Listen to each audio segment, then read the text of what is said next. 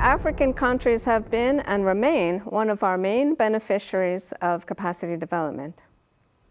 Victor, our cooperation with the Rwandan authorities has been very strong, both in surveillance and in capacity development. Can you tell us about this experience and what makes this case so successful? Indeed, Valerie. Rwanda's economic and social progress has been remarkable over the past 25 years, from the end of the genocide until the start of the pandemic. Per capita income more than tripled, and poverty levels were cut by half during this period.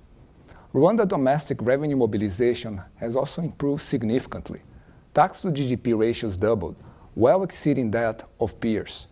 The period was marked by sustained reforms that widened the tax base, improved progressivity, and strengthened tax compliance. Seminal reforms, such as establishment and digitalization of Rwanda's revenue authority and the introduction of a value-added tax, have also taken place during this period. This period was also marked by sustained IMF engagements through a series of programs since 1995, and numerous technical assistance and capacity building missions with a very good track record of implementing technical recommendations. Rwanda's success story has been mostly attributed to two factors: institutions and international support. Rwanda's strong commitment to development was crystallized with the creation of institutions that promoted goal setting, ownership, accountability, and adaptation. Goal setting was fostered through an ambitious 20-year implementation through 5-year strategies linked to monitorable indicators. Ownership was built by broad annual consultation processes with strong citizen participation. Accountability was promoted with the creation of performance contracts and the introduction of a code of conduct for government officials, which kept them honest, created a strong drive for results, and a culture of learning and adaptation to achieve these results. The second factor behind Rwanda's success was the strategic use of international support characterized by alignment and coordination. The government increasingly took the reins in deciding how and whether to rely on support from development partners. Even when controversial, the government has been willing to say no to support that was not aligned with their strategies. On the other hand, technical expertise and capacity building aligned with their policies was highly valued. Great emphasis has been placed on coordination, and development partners were asked to reduce their engagement to no more than 3 sectors. This led to significant streamlining and to better results. In short, Rwanda's progress was made possible by homegrown institutions that created a broad mandate for the country's development strategy and a strong drive for results.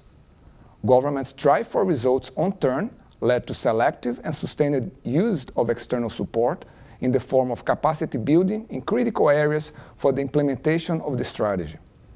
With domestic revenue mobilization as a critical pillar of Rwanda's development strategies over the years, and the fund strong technical expertise in the area, this institutional environment ultimately created strong incentives for a selective and sustained demand for IMF capacity development with tangible results. Let me now turn to Sdg Financing, which has become a central focus of IMF engagement in Rwanda lately. Rwanda drafted an ambitious development strategy prior to the pandemic, reflecting sustainable development goals, which were costed with IMF technical support. Achieving the goals, according to our technical assistance, would require an additional 20% of GDP in spending in 2030, relative to what Rwanda was currently spending.